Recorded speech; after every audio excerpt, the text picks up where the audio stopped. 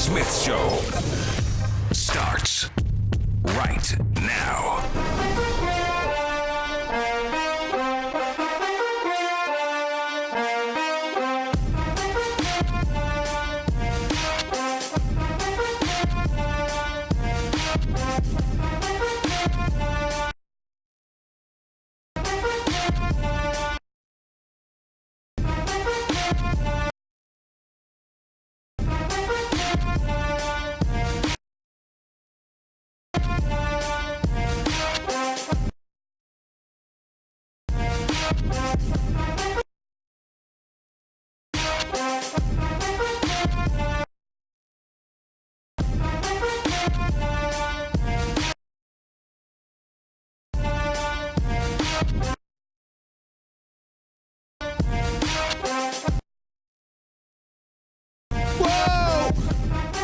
What's up, everybody?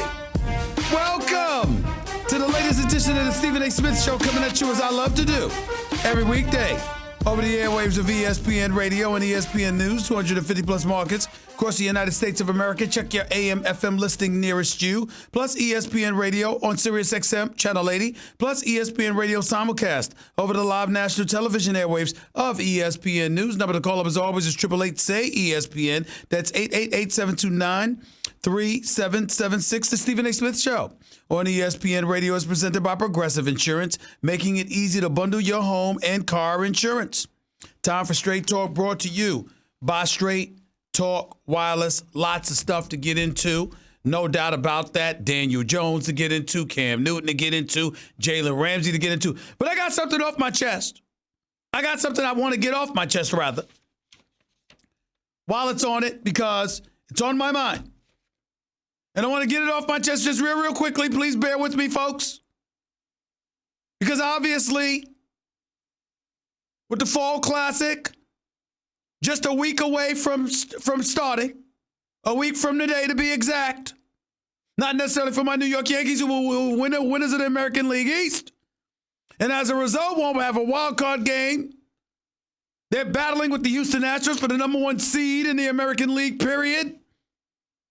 I got to say this. Everybody in New York's excited. Because when you have to sit there and stomach the New York Jets, when you got to rave about a rookie quarterback winning one game and acting like he's the second coming to Montana because of it, that just shows how moribund you've bred for so long if you're the New York Giants. And don't get me started on the New York Knicks. We all know how awful they've been. And we know that even though Brooklyn is a part of the five boroughs, baby, it's a part of New York City, baby. We all know that when it came to Kyrie Irving and Kevin Durant, damn it, you didn't expect them to go to Brooklyn. You expected them to be a part of the Knicks, not a part of the Nets. We all know this. This is not rocket science. And don't get me started on trying to hope beyond hope for the New York Mets. Why the hell would I want to do that? You got a GM named Van Wagenen. Am I really supposed to believe in him? Even though he was right to keep his manager and not tank the season. Mets have been exciting this year, but I digress. My point is, in October, that should be labeled Savior Month in New York, because in October is the 1 month out of the year that we get to sit up there and look at the possibility, the notion of having a championship caliber team represent the New York tri-state area. That would be the New York Yankees. I just want to say, ladies and gentlemen, that as I sit here before you today, I'm proud of the Yankees and the job that they did this year. I want to extend my congratulations with them. Right now, what are they? 2.5 games out of the number one seed, battling the Houston Astros for that. The Houston Astros magic number is 3, I believe. Okay. Here's what I need y'all to know in advance.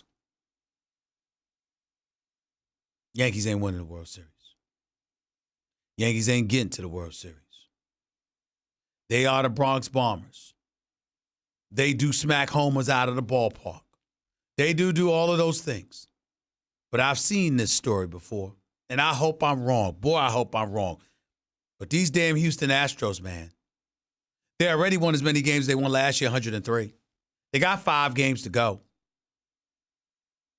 And I just look at them right now. By the way, they've got a 4-3 edge over the Yankees in competition against one another this year, if I remember correctly. I just look at Verlander, that stud. Jarrett Cole, that stud. Remember, they acquired Greinke before the trading deadline. But they got 2 aces with ERAs under 3. Pitching wins championships, y'all. And when I look at the Houston Astros, that's what I see, man. Boy, I hope I'm wrong. I really, really do. But I got to tell you something. For me personally, I don't see the Yankees or anybody beating them. And that's sad news for the Dodgers, too. You already lost to them 2 years ago. You'd lose to them again. You just would. You just would. One of the things that I love, JC, one of the things I really, really love about Verlander is that, you know what, usually, listen, ladies and gentlemen, when you're a stud athlete as a man, sometimes when you settle down, it affects you. Dare I say your energy is compromised? But you know what? Verlander's one of those dudes where he looks even better since he married Kate Upton. Not worse. He looks even better. Verlander might be my favorite pitcher in all of baseball.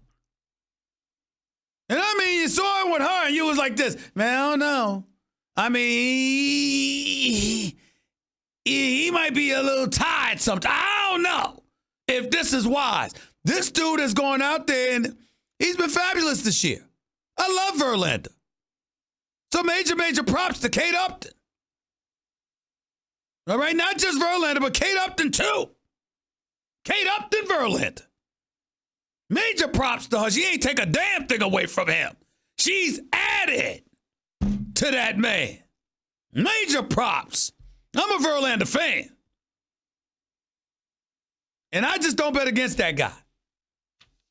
You got 2 aces. To me, winning a 5-game series is easy. Winning a 7-game series with just 2 of them is very, very doable. I'm wondering if the Yankees got 1.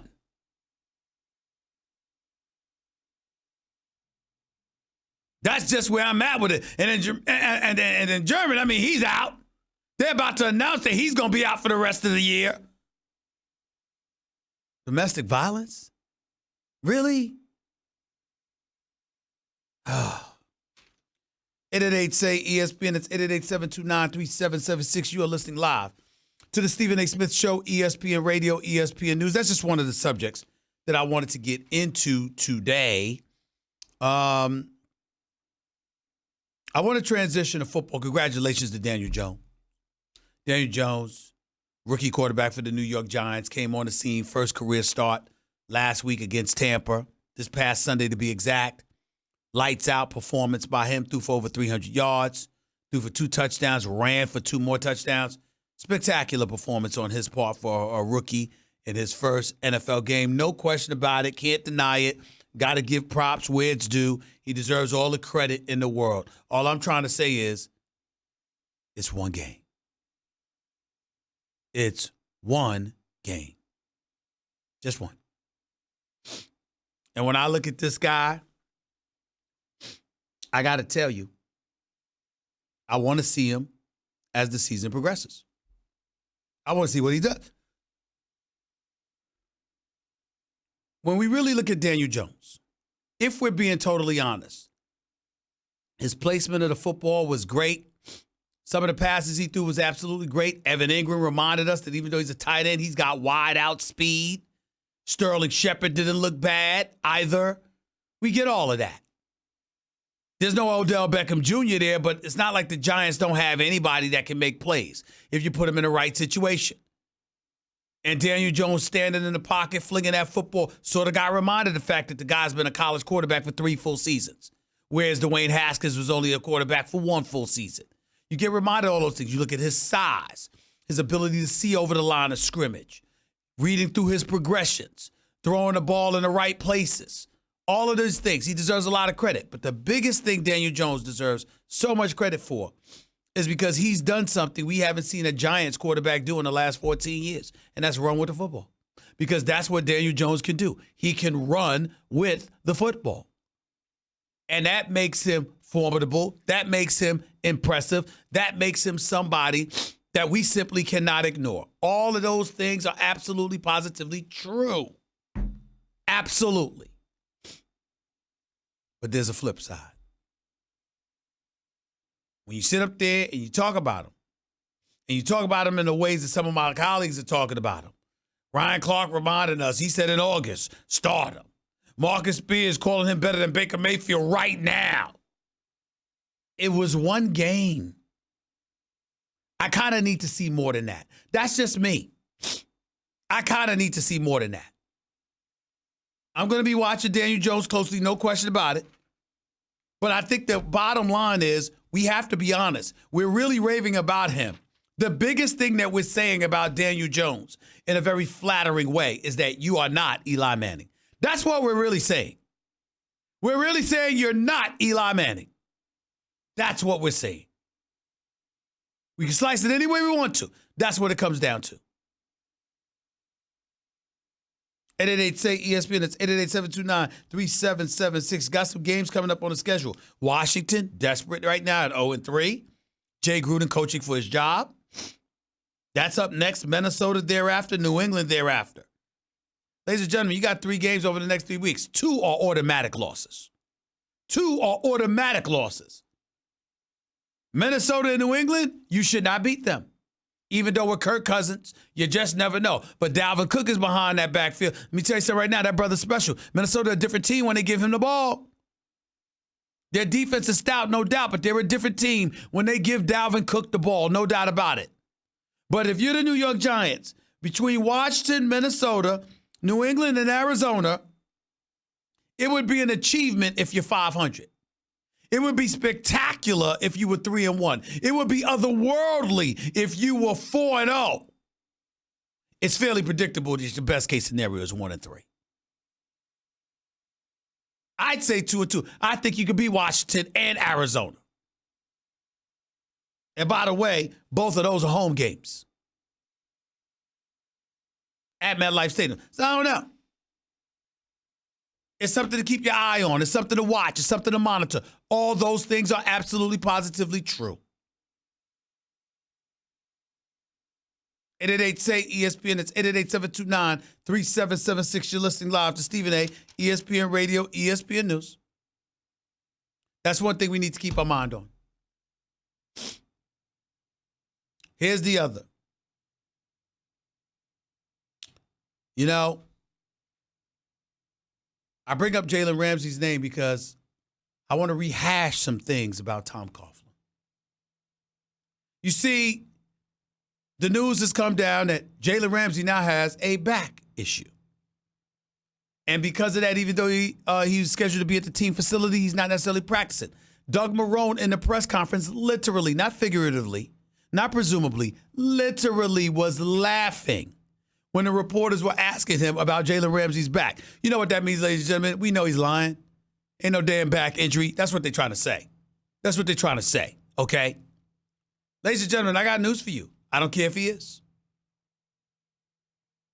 If that's what you got to do to make sure that you get paid while waiting to get traded, so be it.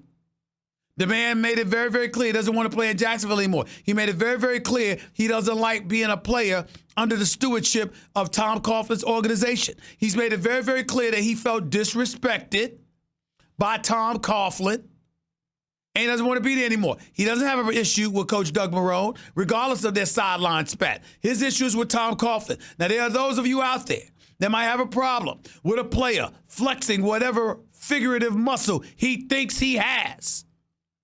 What I would say to you is, when it comes to the sport of football, would somebody tell me what choice do you have?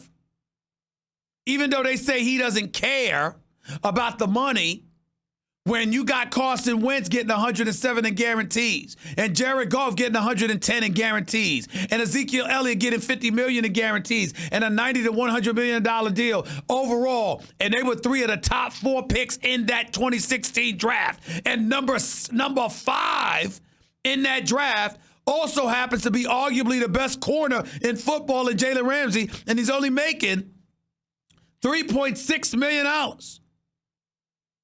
And he went to Jacksonville to potentially give him an extension beforehand, and they looked him in the face and told him, don't even think about it. And then you're losing 12 or 14 games. And you give Blake Bortles a contract extension.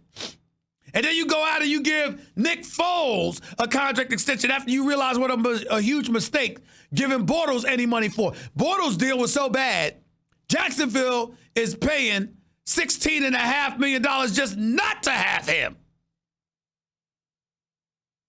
So you have that going on. And you go and you pay Nick Foles, and he gets hurt game 1 of the season. Minshew has been a pleasant surprise. No question about it. Nobody saw it coming. But I would sit here and I would ask y'all to consider something that Jalen Ramsey actually deserves a lot of credit for. He actually deserves a lot of credit for this part. Jalen Ramsey announced a couple of weeks ago he wanted to get traded. He thought that they would trade him after last week's Thursday night encounter. So did almost everybody else, which is why our very own Adam Schefter went on Sunday's NFL Countdown and reported, or actually even before that, would get up and stuff like that during the week. He actually reported that there was a particular team that called the league office to inquire if we were to acquire Jalen Ramsey after Thursday, could he still play Sunday? And the NFL had to inform them, you're only allowed to play 1 game a week. That's how serious folks were about getting him. That's how serious the Jacksonville Jaguars evidently were about moving him. Jalen Ramsey could have sat out that game, that Thursday night game against Tennessee. He could have sat out that game. He could have refused to show up and practice or play. He could have done all of that. But considering the late notice and how things were going, what did Jalen Ramsey do? He still went out on that field for Thursday night's game and balled. He still showed up. Now, I'm not trying to act like there wasn't an obligation to some degree. You are getting paid. You are under contract. You are the starting quarterback for the Jacksonville Jaguars. What I'm saying is he could have screwed them over. He didn't do that. He did not do that. He showed up on the field and balled, thinking it was going to be his last game as a Jacksonville Jaguar. This is the NFL. He easily could have got hurt. He could have suffered a season-ending injury. Remember what happened to Earl Thomas last year in Seattle? Remember why he looked over at Steve Carroll and threw up his middle finger? Remember that? Because he wanted his money. The Seahawks wouldn't pay him. He obviously felt Pete Carroll had a lot to do with that. They wanted him to step out on the field and play out his deal, and he got hurt. Season was over. So why is he giving the middle finger? You don't want to hear somebody talk about we care about you. We love you. We think about you. But kiss off. That's what he was saying. That's what the hell he was saying. Now give Tom Coughlin credit for this. Give Tom Coughlin credit for this. I can't imagine Tom Coughlin telling anybody he loves them. Not any of the players. I have no doubt he loves his children and his grandchildren and some of his contemporaries and his friends. But a player, Tom Coughlin telling a player, I love you, buddy. I can't see it. I didn't see him do that when he was sipping on some champagne when they won the Super Bowls. I can't imagine Tom Coughlin doing that. I can't see that. And I'm willing to bet my check. If he did do it for a player, it damn sure wasn't Jalen Ramsey. I'm willing to bet the house on that. So he don't have any love for Jalen. Jalen don't have any love for him. But Jalen still went out there and balled for his teammates and helped secure a win over a division rival. And as a result, it helped salvage somewhat Jacksonville's season thus far. Now you got owner Shad Khan involved, knowing what a stud Jalen Ramsey is. And he's like, I ain't trying to let this brother go. So I got to mend these fences. And who knows, ladies and gentlemen, it might involve letting Tom Coughlin go. I mean, after all, what's happened to Jacksonville? The AFC Championship game, true. Fell apart last year. We're falling apart this year. Can't find a quarterback. Then had your quarterback gets injured in game one.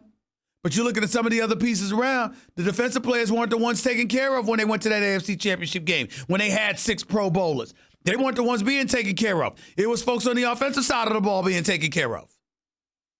So these are all the things that they're thinking about.